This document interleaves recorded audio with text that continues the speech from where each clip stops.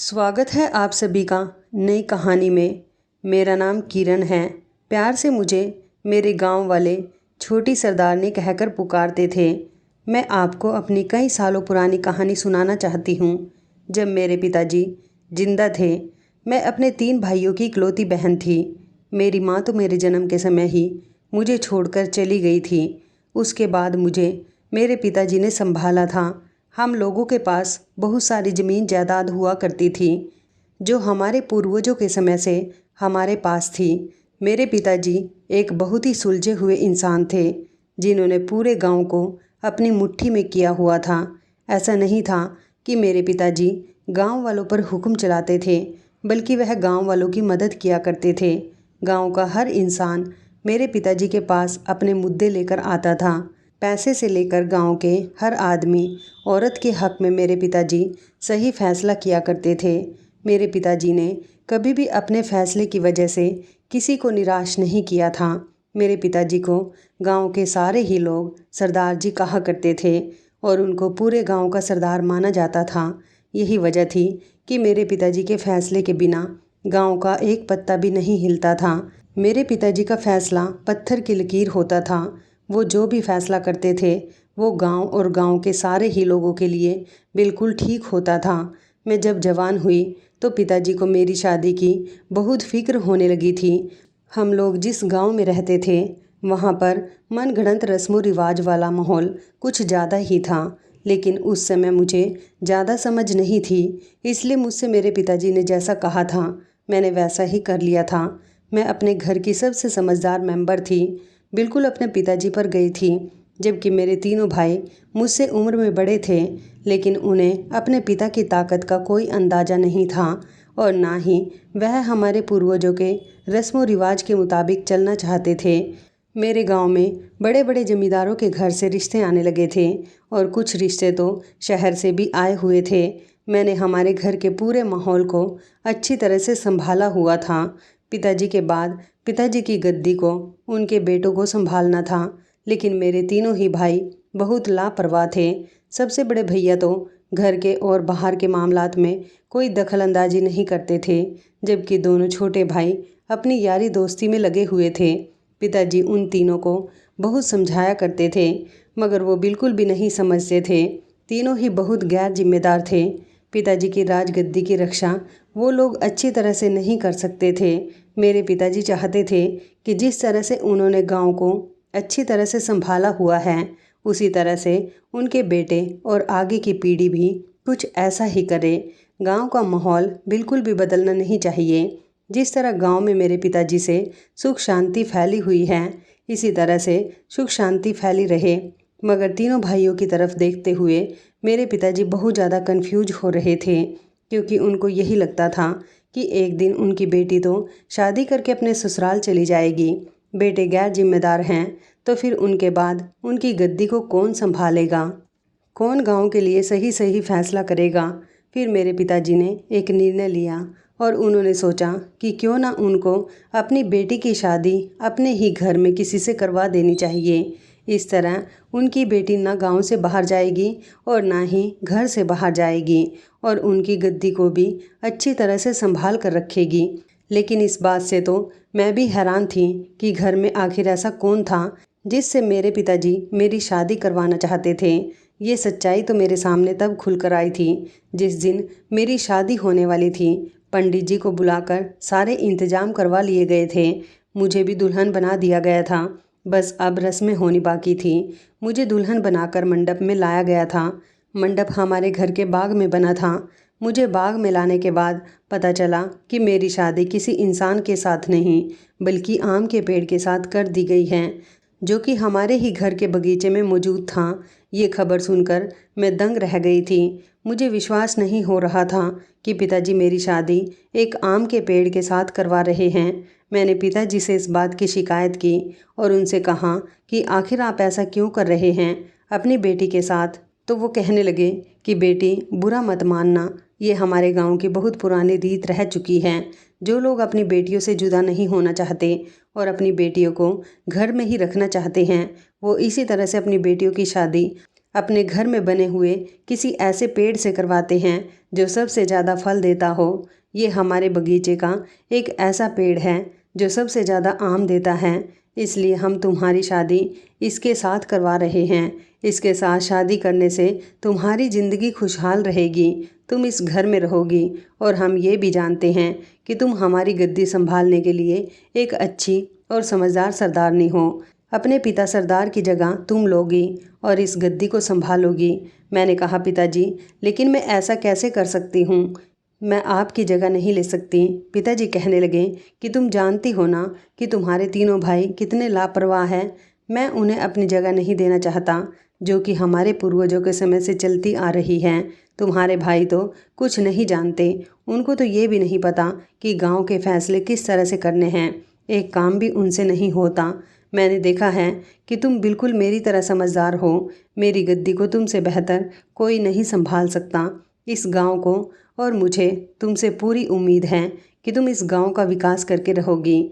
मेरे बाद तुम मेरे गांव को संभालोगी। मैंने पिताजी से कहा कि पिताजी, अभी तो आप हैं इस गांव और गद्दी को संभालने के लिए, तो फिर आप मेरी शादी इस पेड़ के साथ करवाने के बाद मुझे ये गद्दी क्यों सौंप रहे हैं? पिताजी कहने लगे कि बेटा, अब मेरी काफ़ी उम्र हो चुकी है। पता नहीं मैं इस दुनिया से कब चला जाऊं, लेकिन जाने से पहले मुझे ये काम करना बहुत ज़रूरी है। तो तुम मुझसे वादा करो, तुम गांव के हर इंसान की मदद करोगी, गांव का विकास करोगी। तुम्हारे फैसले से कभी किसी को नुकसान नहीं पहुंचना चाहिए। तुम्हारा फैसला गांव के हर इंसान के लिए एक ऐसा फैसला होगा जिससे लोगों की ज़िंदगी बदल जाए, गांव का हर इंसान खुश रह सके, उसे किसी तरह की कोई परेशानी ना हो, हमारे गांव में खुशहाली आए। मेरे पिताजी ने कहा कि मुझसे वादा करो कि ऐसा ही होना चाहिए। मैंने भी अपने पिताजी से उनका वादा पूरा करने के लिए वादा किया हुआ था कि मैं आपको कभी निराश नहीं होने दूंगी। इस गांव के सभी लोगों को जिस तरह आपसे फ़ायदा हुआ, इसी तरह आपकी बेटी छोटी सरदारनी से भी फ़ायदा होगा। अपने पिताजी के कहने के मुताबिक मैंने पेड़ के साथ शादी कर ली थी।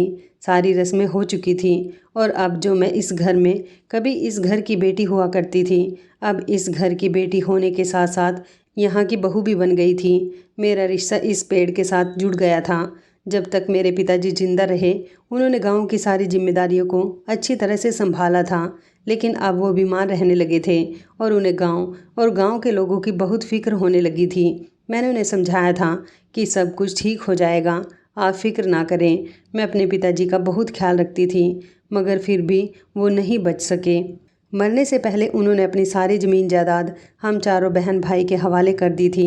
हम चारों में बराबर बराबर की ज़मीन और कुछ पिताजी की हवेलियां थी, जो पिताजी मरने से पहले हम लोगों के नाम कर गए थे। मगर जिस हवेली में हम सब लोग रहते थे, ये हवेली पिताजी ने सिर्फ़ और सिर्फ मेरे नाम की थी। वो चाहते थे कि मैं इस हवेली से कभी न जाऊँ, इसलिए उन्होंने मेरी शादी घर के पेड़ से करवा दी थी, जिसके संबंध में रहकर मैं इस घर से कहीं नहीं जा सकती थी। सुबह शाम मैं उस पेड़ के पास जाकर वक्त गुजारा करती थी, क्योंकि वो मेरा पति था। फिर एक दिन ऐसा हुआ कि पिताजी हम सब लोगों को इस दुनिया से छोड़कर चले गए। पिताजी की मौत पर सबसे ज़्यादा अफसोस मुझे हुआ था, क्योंकि मैं अपने पिताजी से बहुत ज़्यादा प्यार करती थी। मेरे तीनों भाई तो अपनी अपनी ज़िंदगी में मगन रहते थे, उन्हें पिताजी के मरने से ज़्यादा कोई दुख नहीं हुआ था। मेरे साथ साथ पूरे गांव ने मेरे पिताजी की मौत का अफसोस मनाया था। सभी लोगों की आंखों में आंसू थे, क्योंकि सभी लोग ये बात अच्छी तरह से जानते थे कि मेरे पिताजी ने हमेशा लोगों के साथ अच्छा ही सलूक किया, कभी किसी के साथ ना तो गलत किया था और ना ही होने दिया था। उनके होते हुए गांव में कोई भी परेशानी नहीं आई थी। पिताजी इस बात का ऐलान मरने से पहले ही कर चुके थे कि उनके बाद उनकी गद्दी को उनकी बेटी संभालेगी। इसलिए पिताजी के मरने के बाद गांव के लोगों ने मुझे उस गद्दी पर बैठने के लिए कहा था। पिताजी की जगह पर मैं उनकी गद्दी पर बैठ गई और गांव की सारी जिम्मेदारी मैंने अपने हाथों में ले ली थी। गांव के हर अच्छे बुरे फैसले मैं ही किया करती थी। मैं जिस रास्ते से गुजरती थी, गांव के लोग छोटी सरदारनी की जय हो कहकर नारे लगाया करते थे।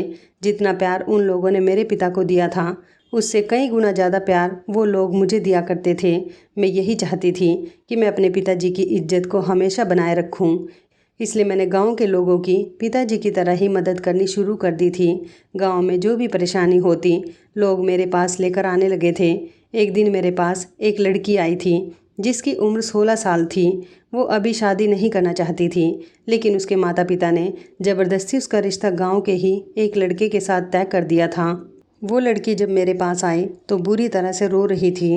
वो मेरे पैरों में गिरकर कहने लगी कि छोटी सरदारनी, मेरे साथ इंसाफ करो। मेरे माता पिता ज़बरदस्ती मेरी शादी करवा रहे हैं। मैं शादी नहीं करना चाहती, मैं पढ़ना चाहती हूँ। हमारे गांव में कोई स्कूल नहीं है, इसलिए मैं शहर जाकर 5वीं कक्षा पास कर चुकी हूँ। 5वीं कक्षा पूरी होने के बाद इन लोगों ने मुझे घर में बैठा लिया। प्लीज़ मेरी शादी मत होने दो। मैं शिक्षा हासिल करके किसी काबिल बनना चाहती हूँ।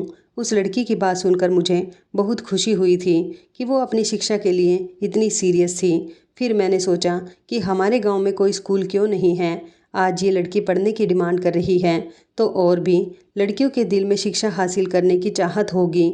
मैं तो शिक्षा हासिल नहीं कर सकी, लेकिन मैंने उसी दिन ठान लिया था कि मैं गांव में एक स्कूल बनवाऊंगी जहां से ये लड़कियां पढ़ाई पूरी करेंगी। मैंने इस लड़की के माता पिता को बुलाकर उनसे कहा कि इस लड़की की शादी तब तक नहीं होनी चाहिए जब तक ये नहीं चाहती। जब आपकी बेटी शिक्षा हासिल करना चाहती है तो आप इसकी ज़बरदस्ती शादी क्यों करवा रहे हो। उस लड़की के पिता ने कहा कि छोटी सरदारनी, आपको नहीं पता, लड़कियों की कम उम्र में शादी कर देनी चाहिए। पढ़ाई लिखाई में कुछ नहीं रखा। हमारे गांव की यही रीत है कि कम उम्र की बेटियों को ब्याह देना। मैंने कहा, लेकिन मैं इस रीत को बदलना चाहती हूँ। बेटियों को अपने हिसाब से अपनी ज़िंदगी जीने का पूरा हक है। उन्हें उनके फैसले खुद करने दो। जो लड़कियां शादी नहीं करना चाहती, जो पढ़ लिख कर किसी काबिल बनना चाहती हैं, मैं उनके सपने को पूरा करने में पूरा पूरा सहयोग दूंगी। मैंने गांव में 2 सरकारी स्कूल बनाने का ऐलान कर दिया था और शहर में बड़े बड़े इंजीनियर, आर्किटेक्चर को बुलाया था जो हमारे गांव में पड़ी हुई ज़मीनों पर बड़े बड़े स्कूल बना सके। मैंने गांव की सड़कों का भी जायज़ा लिया था जो बहुत ख़राब हो रही थी। मैंने उनको भी ठीक करवाया। मुझे जैसे तैसे अपने गांव का विकास करना था। गांव में बिजली व्यवस्था बहुत ख़राब थी, इसलिए मैंने शहर के कुछ लोगों के साथ मीटिंग करके अपने गांव में 24 घंटे बिजली की फैसिलिटी का इंतज़ाम करने का गांव वालों से वादा किया था। गांव वालों को पूरी पूरी उम्मीद थी कि मैं उनके वादे पूरे कर दूंगी। गांव में मैंने फुल तरीके से पानी की व्यवस्था की। लोगों के घरों में पानी की फिटिंग करवाई गई, बिजली की भी व्यवस्था की गई, नालों और सड़कों को ठीक करवाया गया। किसानों को मैंने खेती करने के लिए कम ब्याज पर कर्ज दिया था। इस तरह किसान गांव में खेती बाड़ी करके अपना गुजारा कर सकते थे। मैंने गांव में अस्पताल भी बनवाने का बंदोबस्त किया था, क्योंकि गांव के लोगों को अपना इलाज करवाने के लिए शहर जाना पड़ता था और गांव से शहर जाने में उन लोगों का बहुत सारा वक्त ज़ाया होता था। इसके साथ साथ उनके ढेर सारे पैसे भी किराए में खर्च हो जाते थे। मैं गांव में सरकारी अस्पताल बनाना चाहती थी ताकि यहाँ के लोगों का मुफ्त में इलाज हो सके। एक साथ मैंने काफ़ी सारे काम कर दिए थे जिससे गांव वाले बहुत खुश हुए थे, क्योंकि गांव में बहुत सारी फैसिलिटीज़ मौजूद हो गई थी। गांव वालों को मुझसे ऐसी ही उम्मीदें भी थी। हमारे गांव में कम उम्र की लड़कियों की शादी कर दी जाती थी। मैंने ये नियम भी बदल कर रख दिया था कि जब तक लड़की की मर्जी नहीं होगी तब तक उसकी ज़बरदस्ती शादी नहीं करवाई जा सकती। और जो लड़का लड़की एक दूसरे को पसंद करते हैं, अगर वो दोनों एक दूसरे के साथ शादी करना चाहते हैं और माता पिता उन दोनों के रिश्ते की छानबीन निकालने के बाद संतुष्ट होते हैं, तो वो दोनों की शादी कर सकते हैं, क्योंकि इसमें बच्चों की ही तो खुशी होती है। इस तरह गाँव में मेरा ही बोलबाला हो गया था। मेरी हवेली के सामने कई एकड़ ज़मीन पड़ी हुई थी।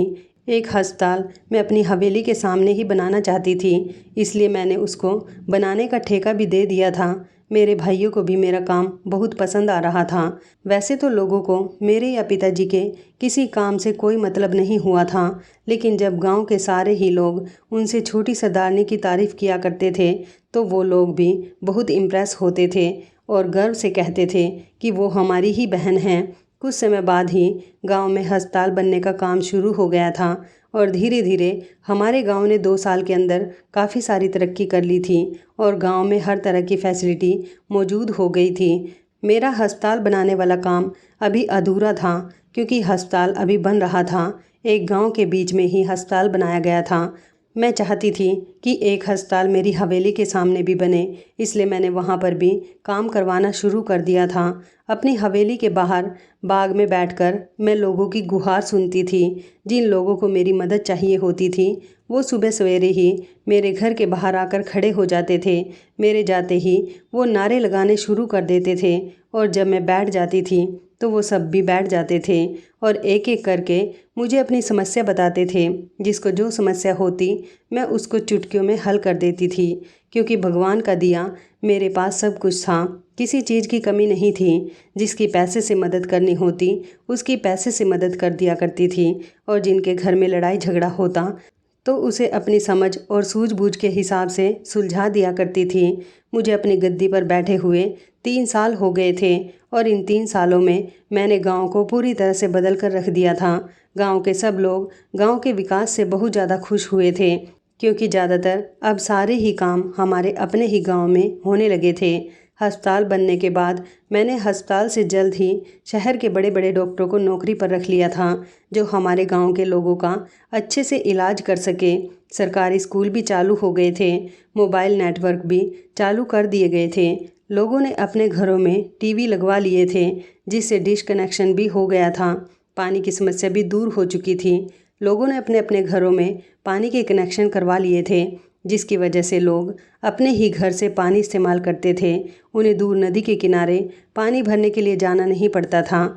इतना विकास होता देखकर मैं भी बहुत खुश हुई थी। लड़कियों के लिए मैंने अलग स्कूल और कॉलेज का निर्माण करवाया था, जबकि लड़कों के लिए अलग स्कूल और कॉलेज बनवाया था। मैंने अपने पिताजी का वादा पूरा कर दिया था। हमारी बहुत सारी ज़मीन थी जिन पर किसान खेती करके अपना गुजारा करते थे। मैंने गांव के कुछ हिस्सों में कई सारी फैक्ट्रियों का भी निर्माण करवाया था, जिससे गांव के लोगों को रोज़गार मिल सके। कुछ ही साल में हमारे गांव ने काफ़ी उन्नति प्राप्त कर ली थी। मेरी हवेली के सामने अस्पताल बनने का काम भी शुरू हो रहा था। वहाँ पर बहुत सारे इंजीनियर और आर्किटेक्चर काम कर रहे थे। मैंने शहर के उन चुनिंदा लोगों से अपने गांव का काम करवाया था, जो कम समय में ज़्यादा काम किया करते थे। मैं देखने में बहुत ज़्यादा खूबसूरत थी। गांव के सारे ही लोग मेरे काम के दीवाने हो चुके थे और मुझे भी स्कूल मिल गया था गांव के लोगों को खुश देखकर। मगर मैं कई दिनों से एक बात नोटिस कर रही थी। जो शहर से काम करने वाले लोगों की टीम आई हुई थी, उनमें से एक लड़का मुझे बड़ी गौर गौर से देखता था। आज तक किसी की इतनी हिम्मत नहीं हुई थी कि मुझे नज़र भर कर देख सके, क्योंकि सभी लोग ये बात अच्छी तरह से जानते थे कि मैं सरदार जी की बेटी छोटी सरदारनी हूँ और मेरी शादी हो चुकी है।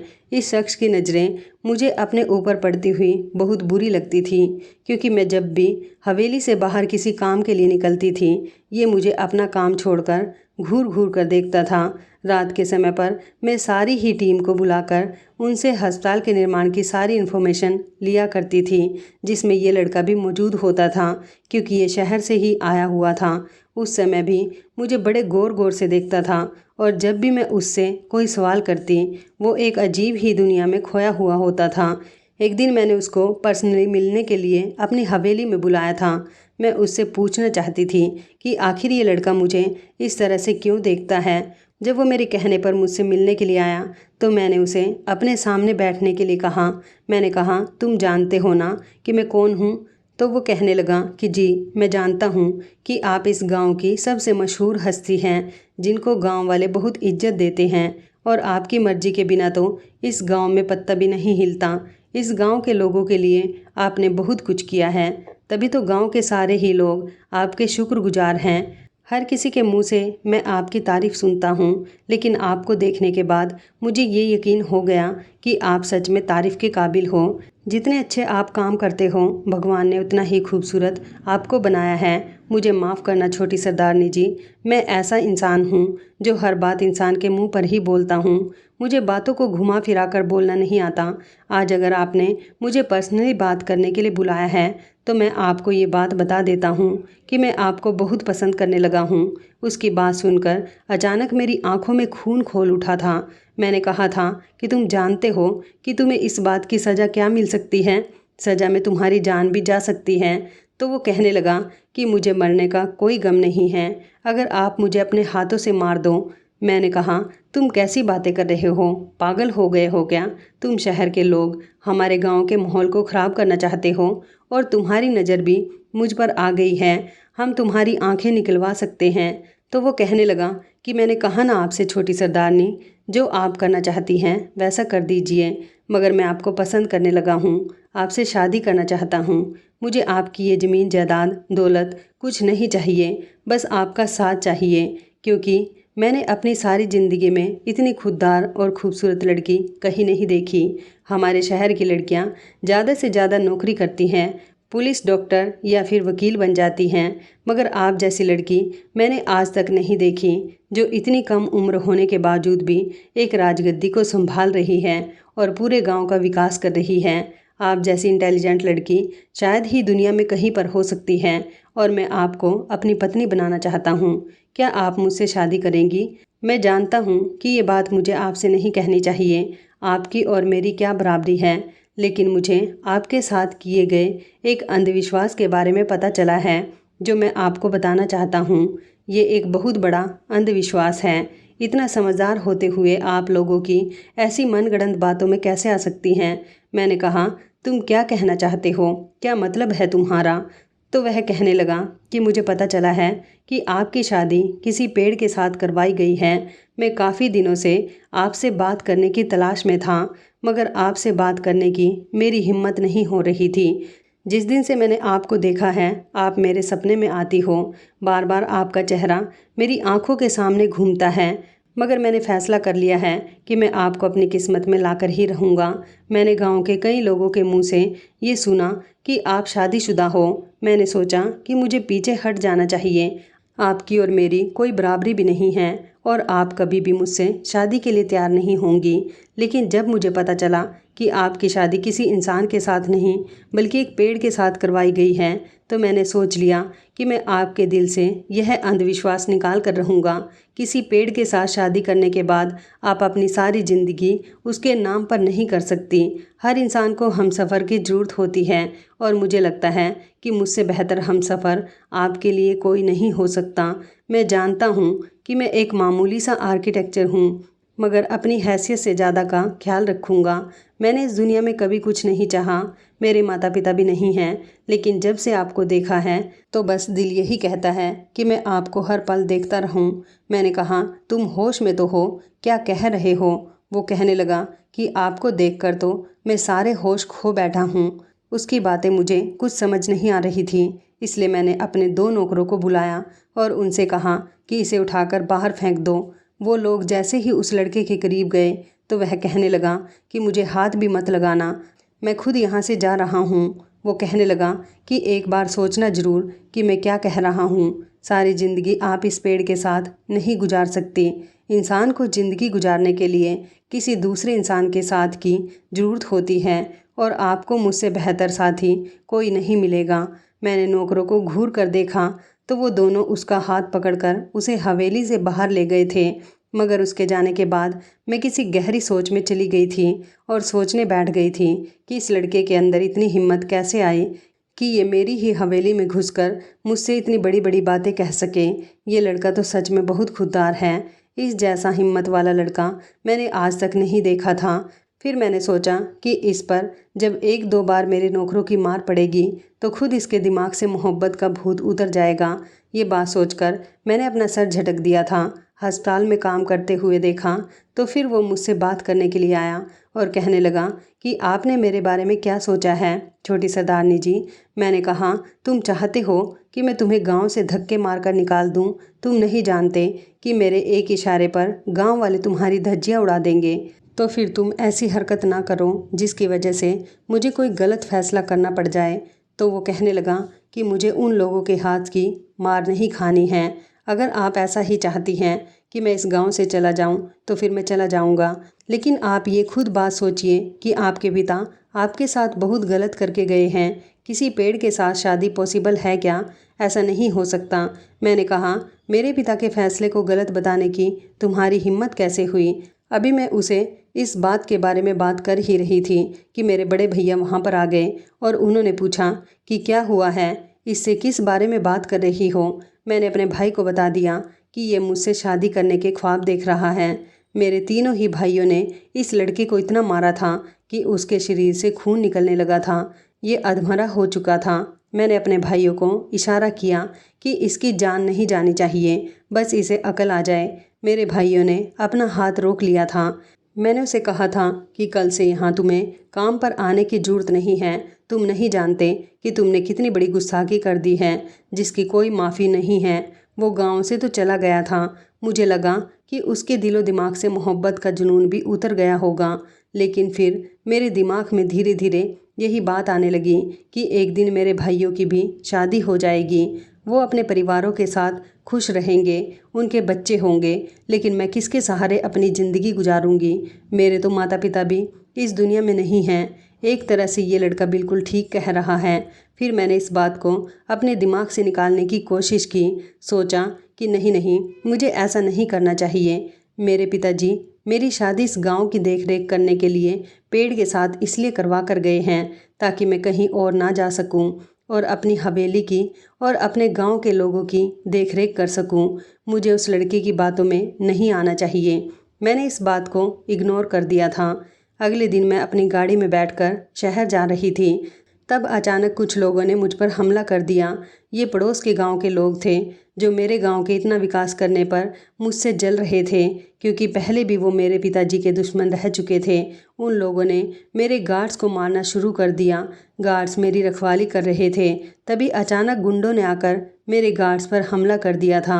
तब वही लड़का आया और उसने गार्ड्स की मदद की।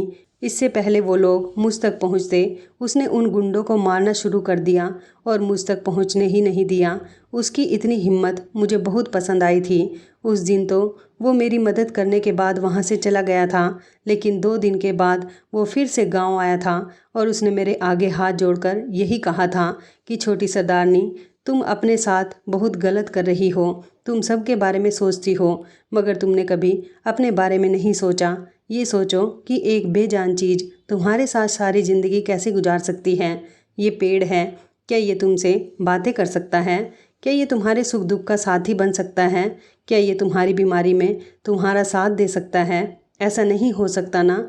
छोटी सरदारनी, मैं तुम्हें बहुत चाहता हूँ। तुम लोगों के फैसले करती हो। लोग अपने अपने घरों के मामले तुम्हारे पास लेकर आते हैं, जिनको तुम सुलझाती हो। मैं भी अपना मामला तुम्हारे पास लेकर आया हूँ। मेरा दिल ना तोड़ो, प्लीज़ मेरी हो जाओ। मैं तुम्हें इस दुनिया की सारी खुशियाँ दूंगा। जैसा तुम कहोगी मैं वैसा करूँगा। मैं बहुत पढ़ा लिखा हूँ, मगर तुम अपने साथ कुछ भी गलत मत करो।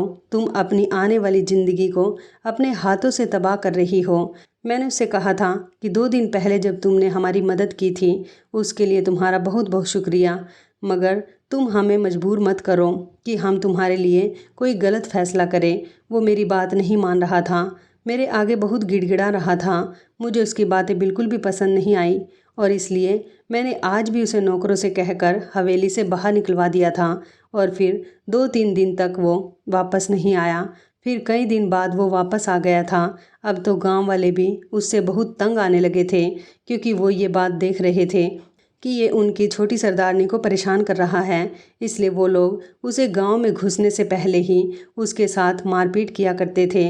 मगर मैं हैरान इस बात पर थी कि वो कैसा इंसान था जिसे कोई परवाह नहीं थी, जिसे मुझसे, मेरे भाइयों से और गांव के लोगों से और मेरे नौकरों से मार खाने के बावजूद भी वो बार बार मेरी ही तमन्ना क्यों कर रहा था। क्या उसे मुझसे इतनी मोहब्बत हो गई थी? मैं आईने में देखकर अपनी खूबसूरती को जांच रही थी और सोच रही थी कि क्या मुझसे कोई इतना भी प्यार कर सकता है। इस दौरान मेरे बड़े भाई ने कहा कि उन्हें शादी करनी है। वो गांव के ही सरपंच की बेटी से प्यार करते हैं। मैंने अपने भाई की शादी गांव के सरपंच की बेटी के साथ करवा दी। घर में भाभी आ गई थी। मैं भी बहुत खुश थी। मैं तो उन लोगों से कोई मतलब नहीं रखती थी, मेरा वही रूटीन था। लेकिन मैं देखती थी कि भैया भाभी के साथ बहुत खुश रहते हैं। भाभी उनका बहुत ख्याल रखती थी। अब की बार काफ़ी दिन गुजर गए थे, मगर वो लड़का नहीं आया था। मैंने सोचा कि अब की बार तो उसकी मोहब्बत का भूत उतर ही गया होगा, लेकिन अब की बार भी वो जैसे ही रिकवर हुआ था, फिर से मेरे पास आ गया था और उसका यही कहना था कि छोटी सरदारनी, मुझसे शादी कर लो, मैं तुम्हें बहुत खुश रखूँगा।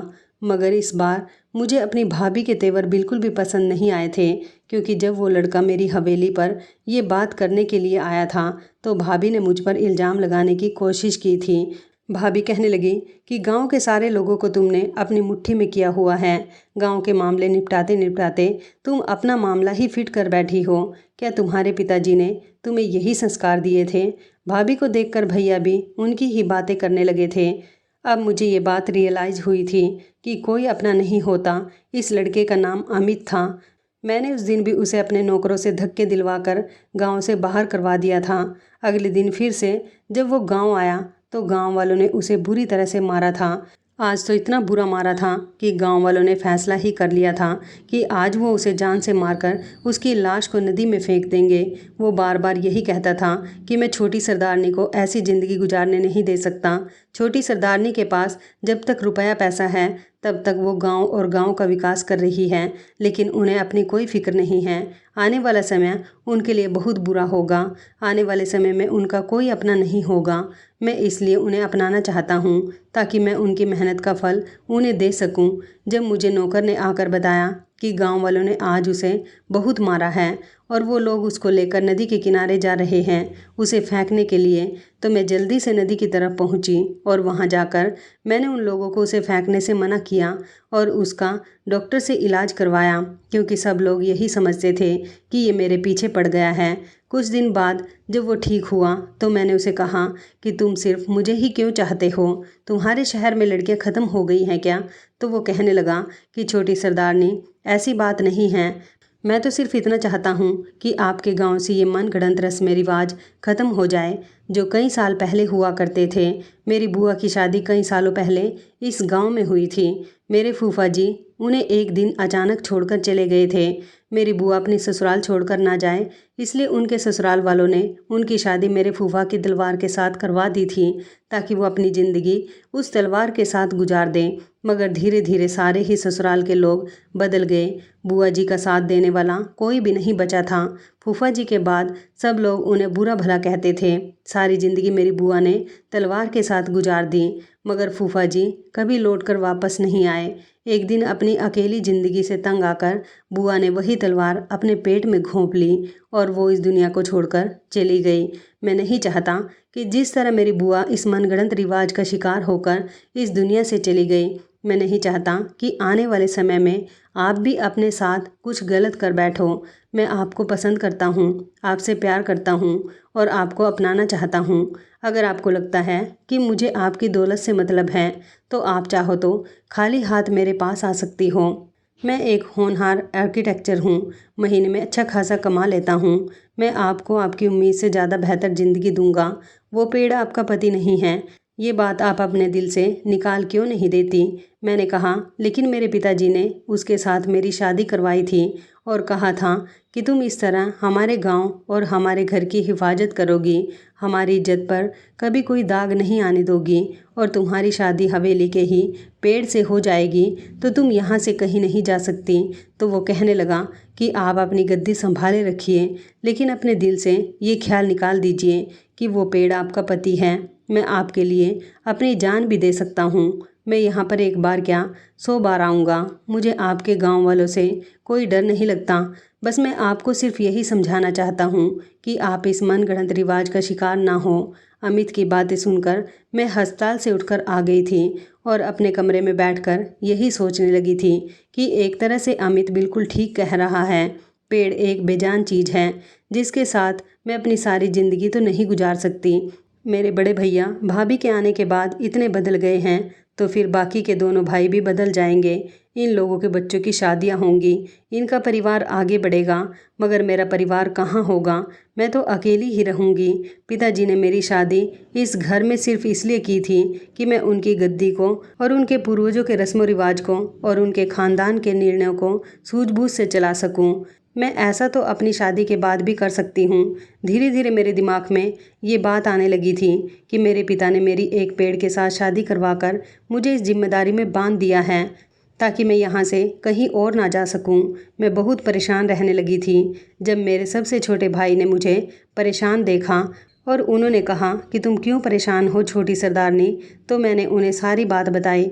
वो यही कहने लगे कि तुम बिल्कुल ठीक सोच रही हो, वो लड़का सच में तारीफ़ के काबिल है, क्योंकि कई बार गांव वाले उसकी जान लेने की कोशिश कर चुके हैं। अगर वो तुमसे प्यार नहीं करता होता तो अपने दिमाग से तुम्हें पहले पल ही निकाल देता, लेकिन वो तुमसे बहुत प्यार करता है और वो तुम्हें बिल्कुल ठीक बात बता रहा है। तुम यहीं पर रहो और अपनी इस गद्दी को इसी तरह से संभालो जिस तरह से पिताजी संभाला करते थे।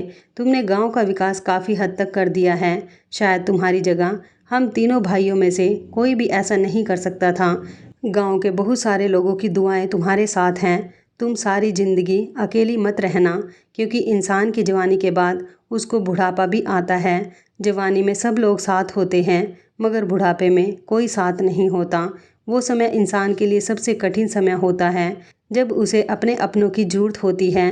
तुम चाहो तो अपने लिए यही फैसला करो, तुम उस लड़के के साथ शादी कर लो। मैंने भैया से कहा, भैया आप ये क्या कह रहे हैं, मैं उस लड़के के साथ शादी कैसे कर सकती हूँ, गांव की देखरेख कौन करेगा। भैया कहने लगे कि तुम शादी के बाद भी गांव की देखरेख कर सकती हो। तुम मुझसे यही कहना कि तुम उसके घर नहीं जाओगी, बल्कि वो तुम्हारे साथ आकर यहाँ पर रहेगा।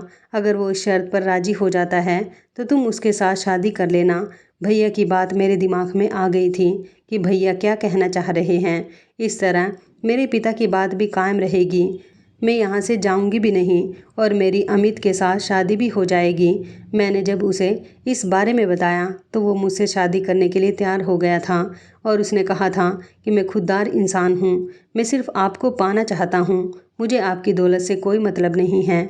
मैं जो काम पहले से करता था मैं वही काम आपसे शादी करने के बाद भी करता रहूँगा। मैं ये नहीं चाहता कि दुनिया वाले समझें कि मैंने आपसे शादी दौलत के लिए की है। उसकी बात सुनकर मेरे दिल में उसके लिए जगह और भी ज़्यादा बढ़ गई थी, इसलिए मैंने उसके साथ शादी कर ली थी। गांव के सब लोग मेरी और उसकी शादी में शामिल हुए थे। मेरे भाइयों ने मेरी शादी उसके साथ खूब धूमधाम से करवाई थी।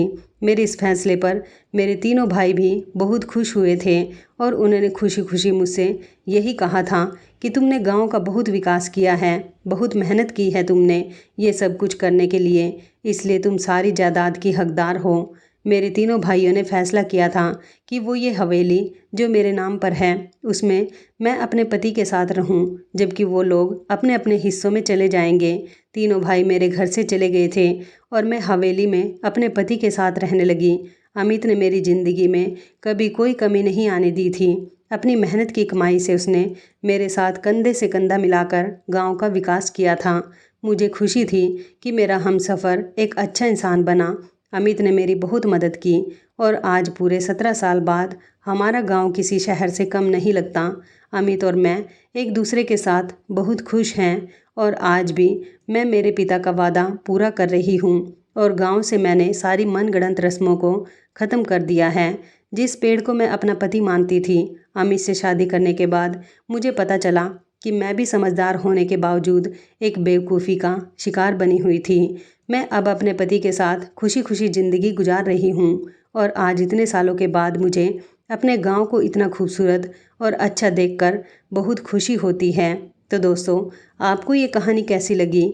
लाइक और कमेंट करके ज़रूर बताएं और चैनल को सब्सक्राइब करना बिल्कुल ना भूलें। मिलते हैं एक नई कहानी के साथ। बहुत बहुत धन्यवाद।